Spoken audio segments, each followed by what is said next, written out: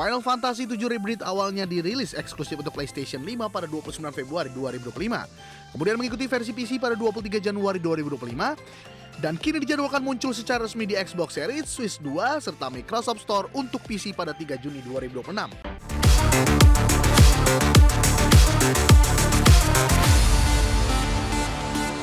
Pemirsa, Square Enix mengumumkan bahwa game Final Fantasy VII Rebirth akan dirilis untuk Xbox Series XS, Nintendo Switch 2, dan PC mulai 3 Juni 2026. Ini menandai perluasan platform dari game yang sebelumnya hanya tersedia dari PlayStation 5 dan PC, membuka kesempatan bagi lebih banyak pemain global menikmati petualangan Epic Cloud dan kawan-kawan. Final Fantasy VII Rebirth hadir di Xbox Series dan Switch 2.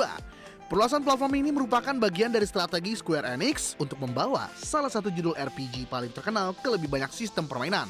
Final Fantasy VII Rebirth awalnya dirilis eksklusif untuk PlayStation 5 pada 29 Februari 2025. Kemudian mengikuti versi PC pada 23 Januari 2025. Dan kini dijadwalkan muncul secara resmi di Xbox Series, Switch 2, serta Microsoft Store untuk PC pada 3 Juni 2026. Pihak penerbit juga telah membuka pre-order digital di semua platform termasuk bonus item bagi pemain yang membeli Digital Deluxe Edition seperti Moogle Trio, Summoning Materia, Post Chocobo, Summoning Materia, serta armor eksklusif yang akan memanjakan pemain sebelum peluncuran. Final Fantasy VII Rebirth membawa pemain dalam kisah mandiri setelah Cloud dan rekan-rekannya meninggalkan Midgar, menjelajahi dunia luas sambil mengejar Sephiroth Icon, antagonis dalam saga Final Fantasy yang legendaris. Petualangan ini menghadirkan karakter ikonik seperti Tifa, Barret, Aerith, Red 13, serta tokoh pendamping baru yang memperkaya cerita. Secara keseluruhan, rencana rilis Final Fantasy VII Rebirth untuk Xbox Series, Switch 2, dan PC pada 3 Juni 2026 menunjukkan langkah strategi Square Enix memperluas jangkauan game klasik modern ini, memungkinkan generasi baru pemain untuk menikmati warisan dan kisah epiknya di berbagai platform. Berbagai sumber, IDX Channel. Asus resmi meluncurkan ROG Kitara, headset gaming baru yang menghadirkan audio hi-fi kelas premium dan kenyamanan tinggi untuk pengalaman bermain lebih imersif. Perangkat ini dirancang untuk gamer yang mencari kualitas suara superior tanpa mengorbankan kenyamanan saat sesi permainan panjang. Asus ROG Kitara hadir sebagai jawaban atas tuntutan gamer kompetitif dan pecinta e-sport akan kualitas suara terbaik. Headset ini dilengkapi driver audio berkualitas tinggi, dukungan high-res audio serta tuning suara yang menonjolkan detail musik dan efek permainan untuk pengalaman audio yang lebih nyata. Desain ROG Kitara mengutamakan kenyamanan pemakaian jangka panjang dengan ear cup yang lembut dan headband ergonomis yang dapat disesuaikan. Headset ini juga menyatakan konektivitas yang fleksibel untuk PC, konsol, dan perangkat seluler, sehingga cocok untuk berbagai jenis pengguna. Tak hanya soal audio, Asus juga membenamkan mikrofon kualitas tinggi yang mendukung komunikasi dalam game tetap jernih dan bebas gangguan suara latar. Hal ini menjadi nilai tambah bagi pemain yang mengutamakan koordinasi tim dalam permainan kompetitif. Asus ROG Kitara juga dilengkapi fitur kontrol suara yang responsif, memungkinkan pengguna mengatur volume dan EQ dengan cepat tanpa harus meninggalkan permainan. Dukungan software Asus Harmony Create memberi opsi tuning suara lebih mendalam sesuai preferensi gamer. Secara keseluruhan, Asus ROG Kitara hadir sebagai headset gaming yang madu kualitas audio hi-fi. Kenyamanan pakai dan fitur lengkap menjadikannya pilihan menarik bagi gamer serius yang ingin meningkatkan pengalaman suara dan komunikasi dalam game. Berbagai sumber untuk IDX Channel. Kita ke informasi pertama pemirsa, Presiden Prabowo Subianto dijadwalkan akan menandatangani kesepakatan tarif resiprokal dengan Amerika Serikat pada 19 Februari mendatang. Meski demikian, pemerintah masih enggan menyebut besaran tarif final yang diberikan pemerintah Amerika Serikat kepada Indonesia.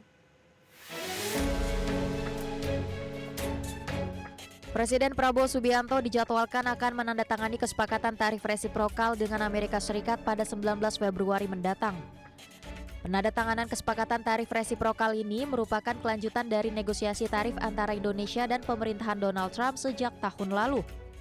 Menko Bidang Perekonomian Airlangga Hartarto menyebut negosiasi tarif dengan Amerika Serikat sudah sepenuhnya tuntas.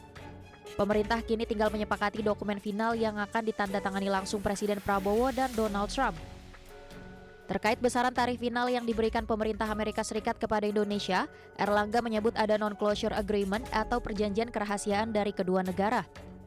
Bapak Presiden rencananya akan menghadiri acara di tanggal 19 dan di sekitar tanggal itu juga akan ada rencana penandatanganan ART, Agreement on Reciprocal Tariff. Pada 22 Juli 2025, Indonesia dan Amerika Serikat menyepakati pernyataan bersama mengenai kerangka kesepakatan tarif resiprokal yang menyebut Amerika Serikat akan memangkas tarif impor dari 32% menjadi 19% untuk produk asal Indonesia. Negosiasi berlanjut pada 22 Desember 2025 ketika delegasi Indonesia dan kantor perwakilan dagang Amerika Serikat di Washington DC menyepakati substansi kesepakatan tarif resiprokal.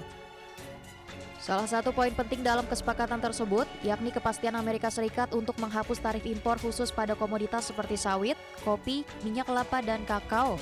Indonesia juga berkomitmen mengatasi hambatan non-tarif yang menghambat kerjasama kedua negara melalui deregulasi kebijakan.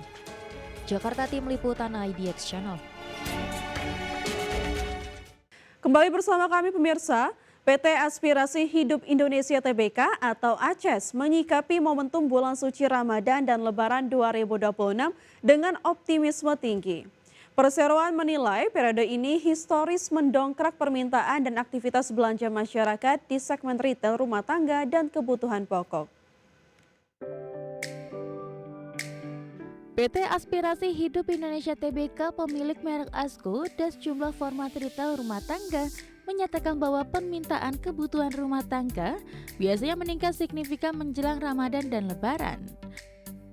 Periode ini diharapkan menjadi salah satu momen penting bagi peningkatan penjualan dan perbaikan kinerja pada kuartal pertama 2026. Manajemen ACES mencatat bahwa secara historis periode Ramadan mendorong aktivitas belanja masyarakat khususnya untuk produk kebutuhan rumah tangga, peralatan rumah, dan gaya hidup harian yang relevan dengan perayaan tersebut. Selain sentimen musiman, analis pasar juga melihat potensi kinerja ACES bertumbuh seiring optimisme pasar terhadap konsumsi rumah tangga di awal tahun namun tetap mencermati tantangan daya beli.